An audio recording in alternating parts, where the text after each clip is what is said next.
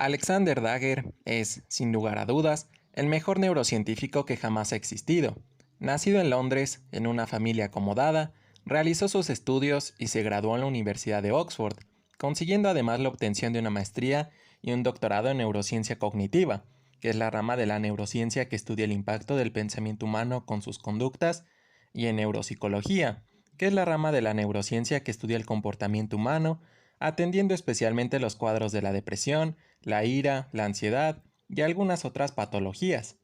Hace 10 años, en el año 2024, a sus 41 años, mientras buscaba la creación de una meditación guiada que fuese capaz de curar enfermedades mentales como las antes mencionadas, su enorme talento no le hizo lograr su objetivo principal, o al menos no en la forma en la que él planeaba, pero en cambio le hizo desarrollar un método con el que a través de la meditación profunda y una serie de instrucciones muy específicas, pudo trasladar su conciencia a un mundo llamado Topus Uranus, que también es conocido como el mundo de las ideas, el mundo inteligible o el mundo del cielo, una vez que completaba todo un procedimiento riguroso y conseguía quedarse dormido. Un mundo que desde la época antigua había sido introducido por Platón, un filósofo griego muy conocido, pero que hasta antes de su descubrimiento por Dagger había quedado en un simple idealismo, del que, a propósito, el cristianismo basó su concepción sobre la existencia de un paraíso postterrenal, al que cualquier persona podía acceder luego de morir, siempre que hubiesen seguido las convicciones de Dios. Durante su juventud, Dagger fue un ávido lector de filosofía, y por ello, supo rápidamente que el mundo al que su conciencia lo llevó era el Topus Uranus. Leer filosofía fue de hecho un hábito que disfrutó durante mucho tiempo, porque, en palabras suyas, la filosofía era una disciplina muy humanista. Sin embargo, perdió esa pasión, por el poco ánimo que recibió por parte de su círculo para dedicarse a ella. Así que, de no haber perdido ese interés, tal vez el rumbo de su historia y el de la humanidad habría sido muy diferente. Dagger describió, exactamente igual en la forma en que lo hizo Platón, que en ese mundo todo era perfecto, pues todo en él tenía una simetría perfecta, tan perfecta que de hecho llegaba a ser un poco perturbadora.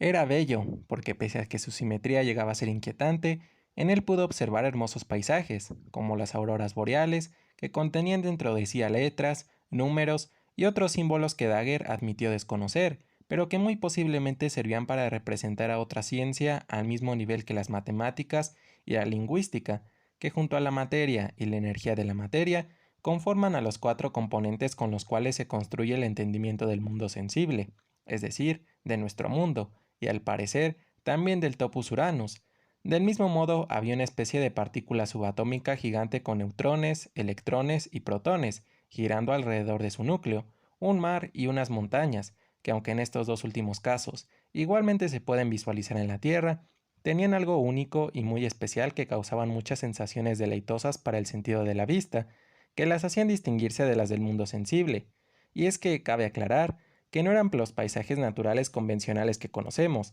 en tanto que no eran objetos físicos que tuvieran espacio en tres dimensiones que proyectaran sombra, sino simples formas que representaban olas de mar, montañas o auroras boreales. Desafortunadamente, tales sensaciones placenteras le resultaron muy difíciles de explicar a Dagger.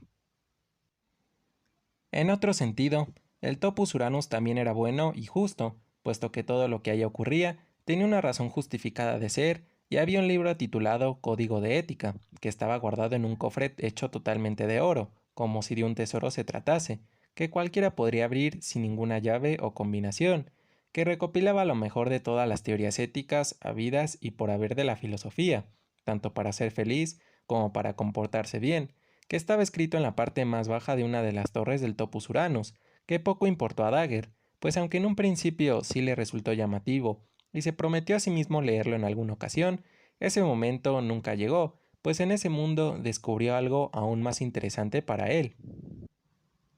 Asimismo, ese mundo era infinito e imperecedero, debido a que era interminable, sin un principio ni fin temporal ni espacial, es decir, que nada en él se deterioraba, ni requería de nada para subsistir ni funcionar, razón por la cual Dagger no pudo morir ahí y nunca sintió hambre, ni sueño, ni agotamiento, ni ninguna otra cosa necesaria para subsistir en el mundo sensible. Además, toda la extensión territorial del Topus Uranus era interminable, pues por más que Dagger viajó y viajó en diferentes medios de transporte que ahí mismo encontró, hasta dormir por casi 2 meses, al punto de ser puesto en coma, nunca encontró ningún fin territorial en él.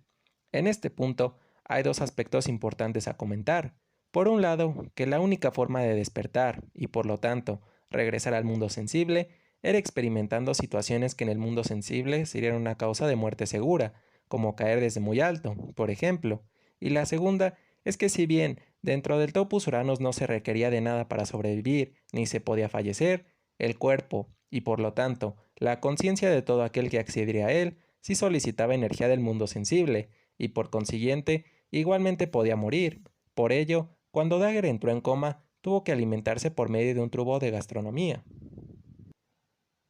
Pero por sobre todo, había dos cosas por las que el Topus Uranus más destacaba. La primera, que ni el propio Platón describió, o por lo menos no de manera explícita, era porque en él se hallaban un sinfín de libros que contenían todas las ideas a partir de las cuales se construyen todos los conocimientos, descubrimientos y todas las doctrinas, teorías, ideologías e instrucciones para materializar todos los inventos de toda la historia de la humanidad que han existido y que están destinados a existir en el futuro, incluyendo también a todo tipo de obras artísticas, comenzando por los pasos para crear armas, producir fuego y alimentos, los pasos para la creación de la rueda, los distintos lenguajes, la escritura, las ramas de las matemáticas, el papel, los mapas, la brújula, la pólvora, los barcos, hasta los pasos para construir una computadora, hacer funcionar el Internet e incluso curar todas las enfermedades, los pasos para fabricar naves espaciales, capaces de viajar a puntos muy remotos del espacio, y los pasos para fabricar máquinas del tiempo, o máquinas teletransportadoras. En fin, todas las instrucciones para hacer realidad cualquier invento sin excepción se encontraban ahí, de tal modo que había un libro con su respectivo título, de acuerdo a lo que se tratase para cada conocimiento, descubrimiento, teoría, doctrina e invento o creación, que al igual que el código de ética, también estaban guardados en cofres, que tampoco tenían ningún candado, ni requerían de una llave o combinación para poder abrirse, pero que en este caso no eran completamente de oro, sino de madera, con algunos toques de oro en sus orillas, bisagras y cerraduras, que específicamente se localizaban en la misma torre donde se encontraba el código de ética, que para fortuna e infortunia de Dagger al mismo tiempo, y la de todos nosotros, era el punto al que la conciencia humana siempre era trasladado una vez que seguía ese riguroso procedimiento para llegar a ese mundo. Dicha torre sobresalía por ser muy alta y no tener un fin aparente. Curiosamente, todos esos conocimientos, doctrinas, teorías e ideologías siempre partían de dos premisas con dos proposiciones generales diferentes, que tenían dentro de sí alguna idea innata, es decir, alguna idea que precedía a cualquier tipo de experiencia, como que si algo era perfecto, debía haber algo imperfecto, o que si había algo infinito, tenía que existir algo finito, o que si había algo imperecedero, entonces hay algo perecedero, con las que se llegaba a una tercera premisa con una nueva proposición, que si también se contrastaba con otra premisa que propusiera una nueva proposición, se podía llegar a una nueva premisa con otra proposición diferente, y así sucesivamente, hasta llegar a todo un entendimiento suficiente como para poder aseverar, precisamente, que se había adquirido un nuevo conocimiento, o se había formulado una nueva doctrina, teoría o ideología. En este punto vale la pena puntualizar otra cosa, la cual es que para muchos, incluyendo al propio Dagger, fue curioso que todos los libros de los cofres fueran accesibles para cualquier persona. Esto hizo que surgieran muchas teorías para explicar el porqué de ello, algunas un poco más descabelladas que otras, pero la que ha recibido mayor aceptación es una que sugiere que todas las ideas de ese mundo, al estar dentro de nuestro subconsciente, debían significar que absolutamente todos sin excepción tenemos la capacidad de adquirir dichas ideas y materializarlas de algún modo en el mundo sensible, pues no tenía sentido que nuestra propia mente nos restrinja de esas ideas, pero sí que solo las ocultase en nuestro subconsciente debido a la sobreexposición de nuestra mente al mundo consciente, que dificulta que podamos llegar a ellas, y que, por lo tanto, solo podamos transportar nuestra mente del mundo consciente al mundo subconsciente cuando dormimos, nos relajamos, nos concentramos profundamente en algo o nos sumergimos por completo en nuestros pensamientos.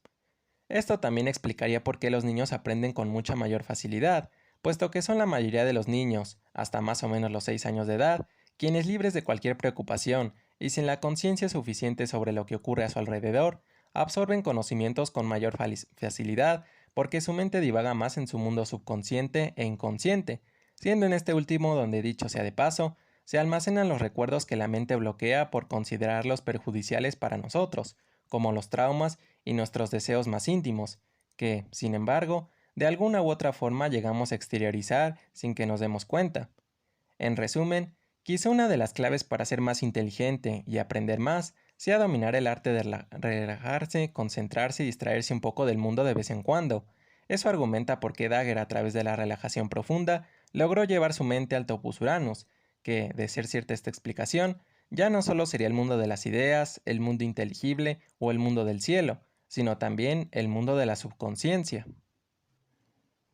Y la segunda cosa por la cual sobresalía era porque todo en él era verdadero. Por ello, nada del Topus Uranus se veía a color, sino a blanco y negro, algo que, analizado más a fondo, tenía mucho sentido, porque después de todo, los sentidos con los que observamos las cosas en el mundo sensible son subjetivos. Por ejemplo, nosotros como seres humanos construimos nuestra visión del mundo en base a los tres colores primarios, el amarillo, el azul y el rojo, mientras que los perros construyen su visión a partir de los colores azul y rojo, y otros seres vivos como ciertas especies de mariposas construyen su visión a partir de 19 colores, y por eso mismo, igualmente tenía mucho sentido que ningún otro sentido operara en el Topus Uranus, pues ocurría lo mismo, ya que ningún animal olía, ni sentía, ni oía, ni tenía el sentido del gusto igual de desarrollado que otro animal, ni otro ser vivo, e incluso, sin irnos más lejos, ni siquiera entre nosotros como seres humanos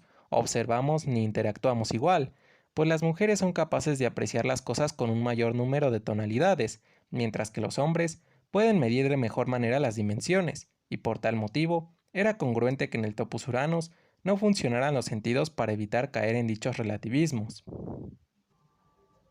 Por supuesto que en un principio tuvo cabida objetar que las ideas que constituyen a las ideologías, las teorías, las doctrinas y los conocimientos también llegaban a verdades relativas, porque contenían tanto algunas verdades como también algunos sesgos y falacias, y por lo tanto resultaba incongruente que en el Topus Uranus solo se admitieran a las ideas y no a las impresiones de los sentidos. Sin embargo, en ese mundo había muchos libros, igualmente guardados en cofres, que reunían las mejores ideas de dos y a veces hasta más teorías, doctrinas e ideologías que se contraponen en sus ideales, como la ideología de derecha e izquierda, el capitalismo y el socialismo, el libertarismo, el determinismo y el indeterminismo, el racionalismo y el empirismo, el apriorismo y el intelectualismo, entre muchas más. Por esta razón, muchos concluyeron que en el Topus Uranus solo había ideas, porque conjuntar las mejores ideas y de alguna forma la verdad absoluta de dos posturas era más sencillo que conjuntar la verdad absoluta de las impresiones de los sentidos, puesto que había muchos criterios para hacer esto. Por ejemplo, hacer que ahí todos los sentidos funcionaran igual para todos, o hacer que ningún sentido funcionara para nadie, o hacer que todas las personas ahí experimentaran todos los sentidos de todos. La única cosa en la que el Topus Uranus aparentemente no coincidió con las descripciones de Platón fue en que en este se situaban las almas de todos los seres humanos que eran asignadas a los cuerpos terrestres que estaban destinados a llegar a la Tierra, con el propósito de que todas las almas, unidas a todos los cuerpos, encontraran, a través del uso de la racionalidad, esas ideas sobre la verdad, el bien, la belleza, la justicia, la perfección, la infinitud y lo que es imperecedero, provenientes del Topus Uranus, con el fin de que éstas las pudiesen plasmar en el mundo sensible, cometido que si las personas lograban hacer, conseguían liberar el alma de su cuerpo y obtener acceso al Topus Uranus, y si por el contrario no cumplían con tal objetivo, regresaban al Topus Uranus para que su alma fuese asignada a un nuevo cuerpo que volvería al mundo sensible. Por ende, tampoco pudo observarse al Dios que muchos sobreentienden era el creador del Topus Uranus, del mundo sensible y de todo el universo en general.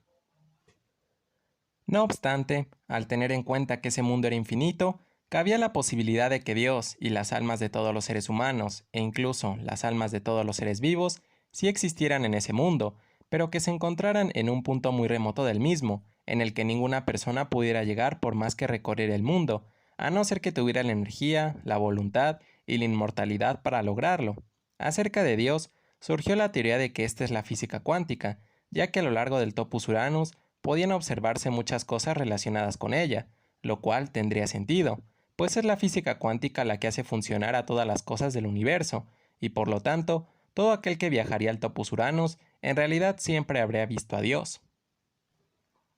Sea como sea, a Dagger tampoco le interesó mucho esto último, y en realidad casi nada del Topos Uranus, o al menos no lo suficiente para explorarlo ni para visualizar sus bellos paisajes, salvo por una sola cosa, la torre donde se citaba el código de ética, que reunía las mejores ideas de las teorías éticas, así como todas las ideas que integran a todos los conocimientos y a todas las ideologías, teorías, doctrinas, y en especial todos los pasos para la materialización de los inventos sabidos y por haber en la historia humana, que revisó uno por uno, por lo cual tuvo que escalar la torre debido a que los descubrimientos y las instrucciones de los inventos estaban ordenados cronológicamente, es decir, en la forma en que se les fueron ocurriendo e ideando a las mentes más brillantes de la historia de la humanidad. Revisó, por ejemplo, los libros para producir fuego, vestidos de pieles, lanzas de madera, útiles de piedra sin labrar, hachas de mano, útiles de piedra labrados a partir de un núcleo, bifaces, cuchillos, raspadores, raederas y puntos de lanza correspondientes a los inventos y descubrimientos de la época de la prehistoria, en específico de la etapa del Paleolítico inferior, que corresponde aproximadamente de los años 600.000 a los 100.000 antes de nuestro presente, y los libros para crear útiles de piedra, obtenidos con herramientas de percusión, azagallas y útiles obtenidos por el trabajo de las lascas, pertenecientes a la etapa del Paleolítico medio, que va de los 100.000 a los 50.000 años antes de nuestro presente. Libros que resultaron muy interesantes para Dagger, pero que, sin embargo, lo llevaron al hartazgo tras hacerlo comprender que le sería imposible revisarlos y leerlos todos, y a un punto de inflexión acerca de qué debía hacer con todas estas grandes ideas del mundo que había descubierto. ¿Debía difundirlas? ¿Acaso era correcto que las materializara en el mundo sensible? Estos cuestionamientos estuvieron rondando su cabeza por algunos meses, pero luego de percatarse de que al dormir mucho, como consecuencia de sus incursiones en el Topos Uranus, al punto de ser puesto en coma, perdió su trabajo, gran parte de sus posesiones e incluso algunos ingresos que tenía como reserva, que perjudicaron e intrigaron a su esposa y sus 2 hijos. Su decisión fue firme. Le quedó claro que no era conveniente difundir el proceso al mundo, porque podría haber personas que utilizaron los inventos para hacer un mal al planeta. Por supuesto que él era consciente de que eso igualmente podría ocurrir si él se adjudicaba todos los inventos para sí y los suyos, teniendo en cuenta todos los antecedentes históricos del pasado, e incluso, sin ir más lejos, los del presente, como la existencia de los mercados negros, pues aun cuando nadie tuviera la forma de desarrollar esos inventos, bastaba con tener el poder adquisitivo para obtenerlos y hacer un mal uso de ellos.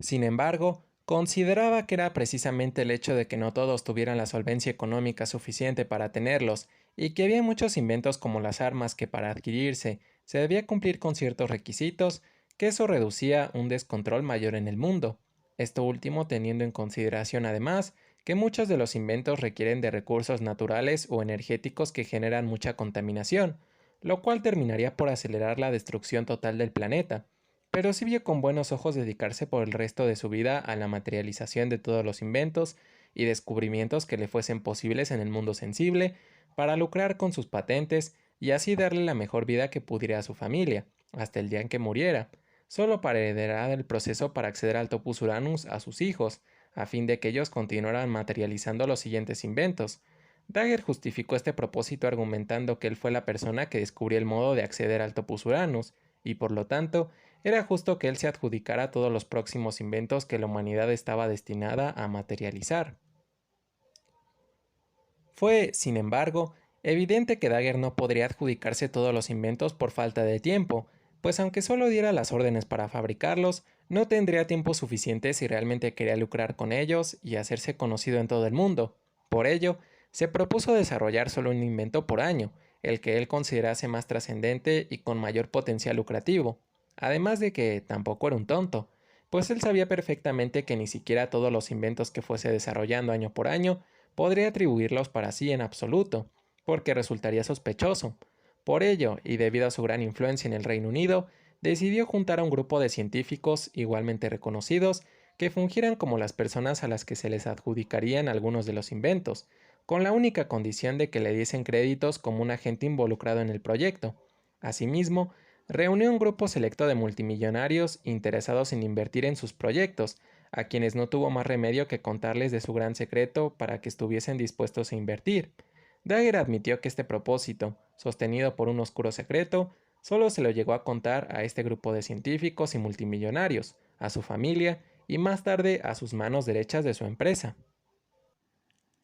De esta manera, la primera invención que patentó Dagger fueron los sensores biométricos, gracias a los cuales las personas pudieron saber su estado de salud sin la necesidad de acudir a una revisión médica, que vieron la luz casi a finales del año 2025. Un año más tarde, introdujo las manos biónicas, controladas por señales cerebrales, cuyo funcionamiento requería de una cirugía para conectarla a los nervios del paciente. Además, logró que la ONU finalmente reconociera la aportación de un dispositivo o máquina electrónica con acceso a Internet como un derecho humano, gracias a que invirtió millones de euros para la construcción de satélites, así como para transportar millones de teléfonos móviles y computadoras comunitarias para zonas de bajos recursos, en especial del continente africano, con lo cual logró ganar la simpatía de muchas personas.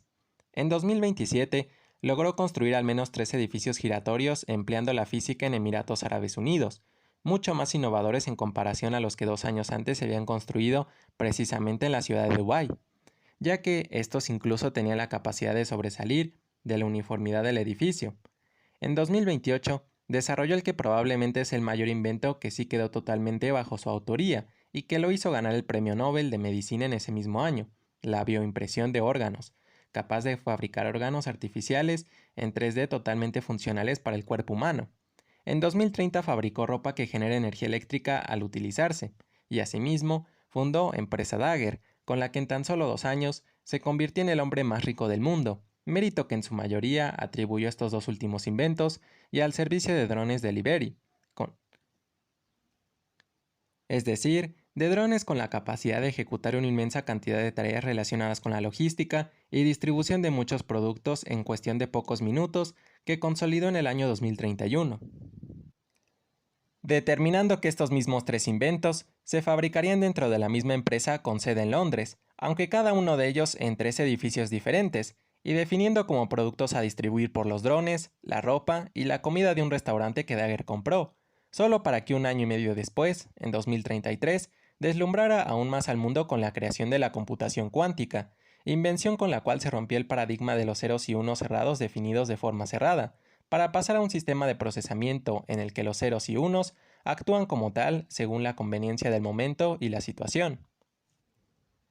Cabe destacar que Dagger se ganó como enemigas a aquellas grandes empresas que durante muchos años estuvieron invirtiendo sumas estratosféricas de dinero en el desarrollo de ciencia y tecnología capaz de realizar los inventos que Dagger materializó en menor tiempo, en concreto en cuestión de meses. Sin embargo, el enorme poder y la altísima cantidad de millones de euros que ganó le permitió salvarse de todos los ataques y juegos sucios de estas empresas. Incluso, una empresa en la India demandó a la compañía de Dagger por su invento de la ropa capaz de generar energía, debido a que la patente les pertenecía, solo que ante la falta de medios para promocionar su producto, este no había trascendido las fronteras de Asia. El juez absolvió de culpa a Dagger, argumentando que su invento tenía los elementos innovadores suficientes para considerarlo como un perjuicio a la propiedad intelectual, aun cuando el invento era prácticamente el mismo, de no ser porque la ropa de Dagger generaba un 20% más de energía eléctrica, y aparentemente lo hacía solo con movimientos corporales muy específicos.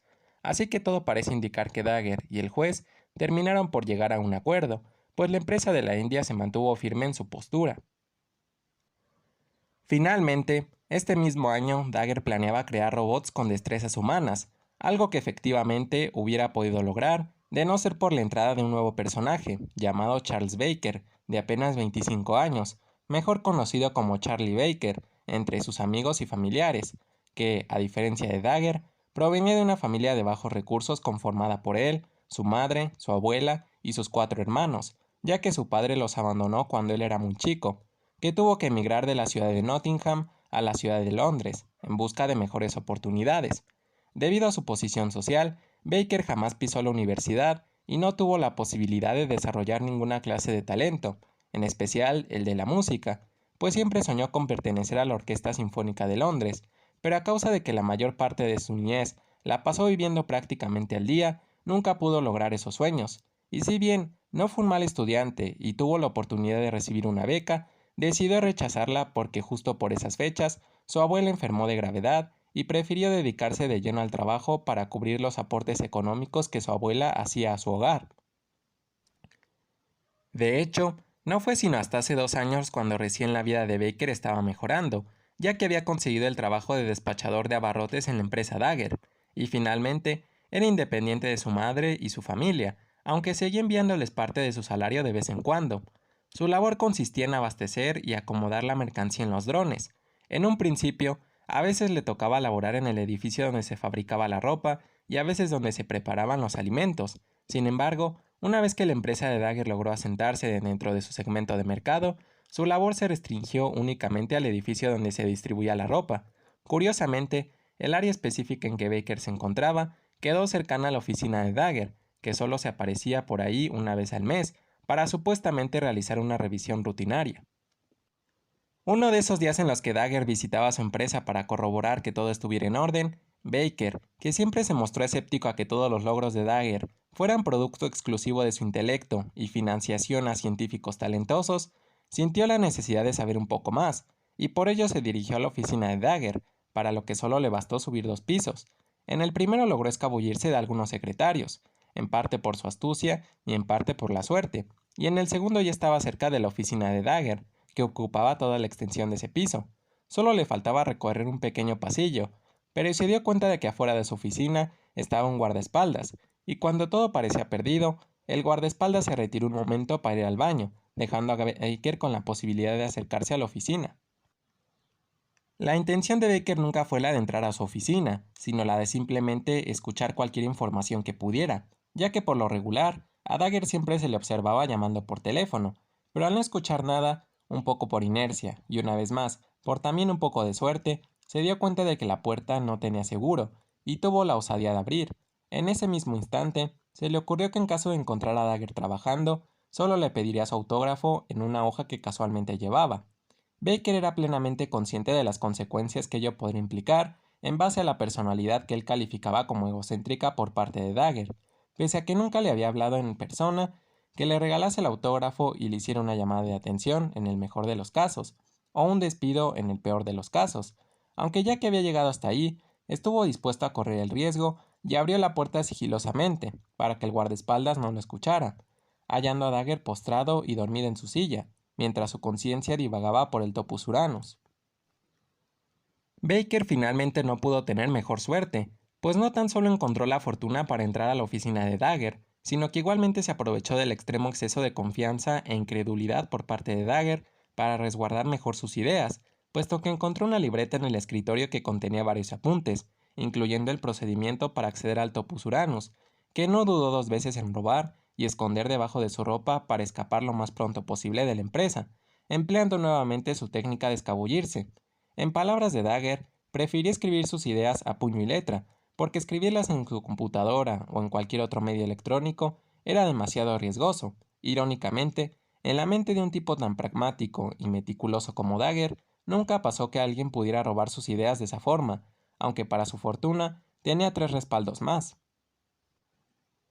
Y, regresando a Baker, su suerte terminó después de ese momento. 2 secretarios que mantenían contacto directo con Dagger lo observaron bajar del piso donde se encontraba su oficina. Baker pretendió dialogar con ellos y explicarles que solo deseaba un autógrafo, pero inmediatamente uno de ellos se fue contra Baker, tras verlo demasiado nervioso y asumir que tramaba algo, por lo que este no tuvo más reparo que salir corriendo de la empresa lo más rápido que pudiera, mientras que el otro fue a la oficina de Dagger y pronto se percató de la situación, por lo cual ordenó bloquear todas las salidas para Baker y, de ser posible, capturarlo, aunque ese secretario no actuó tan pronto como Baker, que logró huir pronto porque conocía bien la empresa y tomó todos los atajos que pudo para escapar más rápido.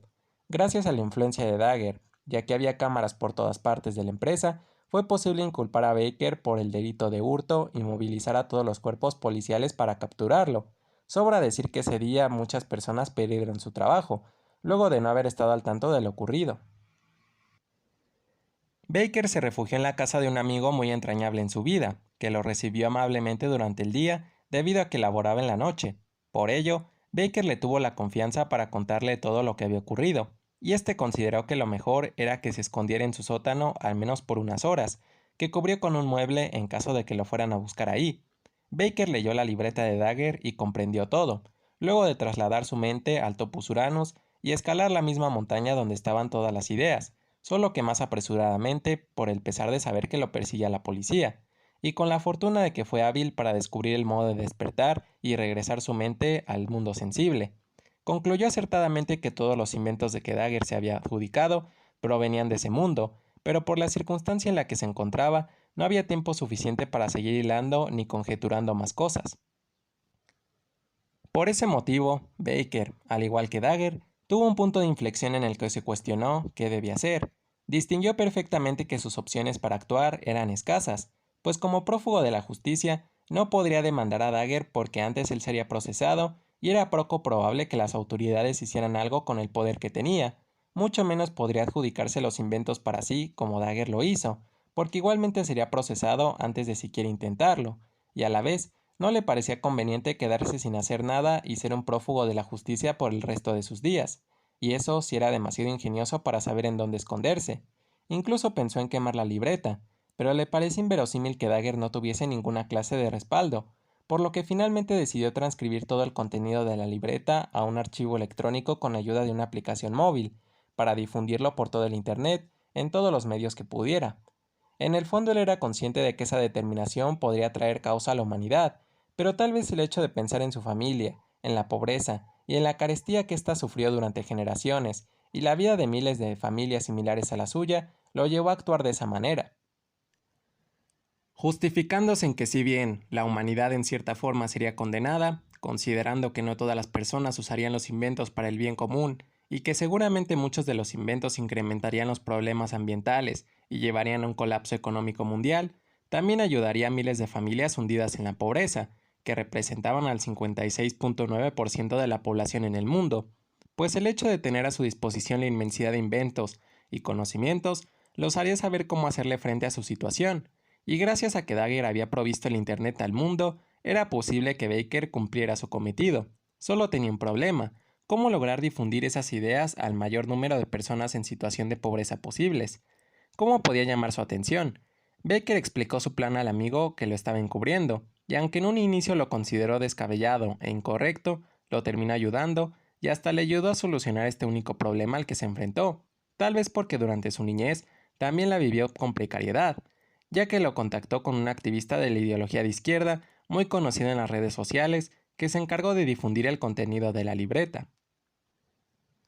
Y el resto de la historia ustedes seguramente ya la saben. Se produjo una profunda crisis económica que continúa hasta nuestros días, que básicamente se debe a que, como el conocimiento, las ideologías, teorías y doctrinas están a disposición de toda la población, entonces ya no tienen valor económico, puesto que los trabajos mejor remunerados que solicitan de mayor conocimiento, preparación e ideas innovadoras ya pueden ser ocupadas por todos, y por lo tanto, ya no existen personas que estén dispuestas a realizar las labores físicas menos remuneradas. En ese aspecto, quizá lo único rescatable fue que desaparecieron las clases sociales, aunque el precio de ello ha sido la pobreza social. Hace 2 semanas recién, quedó estrictamente prohibido viajar al Topus Uranus, pues a quien se le sorprenda realizando viajes a ese mundo, se le impondrán penas de hasta 30 años, y pero aún, a quienes intenten materializar ideas de este mismo, se les sancionará con al menos 70 años.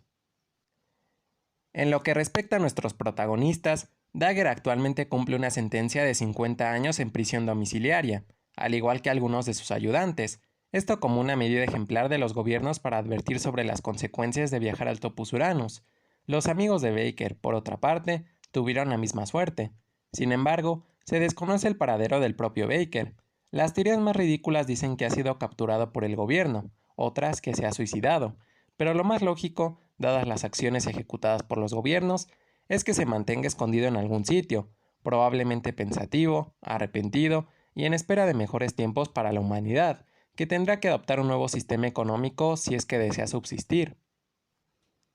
Resulta curioso, sin embargo, cómo es que aunque las acciones de Dagger y Baker son reprochables, aun cuando ambos hicieron ver el lado bueno de la humanidad, pues lo más correcto hubiese sido que ambos acataran una omisión, es decir, que simplemente hubieran pasado de largo la existencia de ese mundo, cada uno se convirtió, respectivamente, en el símbolo de la ideología política de la derecha y en el símbolo de la ideología política de la izquierda, luego de que muchos relacionaran su forma de actuar con la forma en que actuaría la derecha y la izquierda más radical,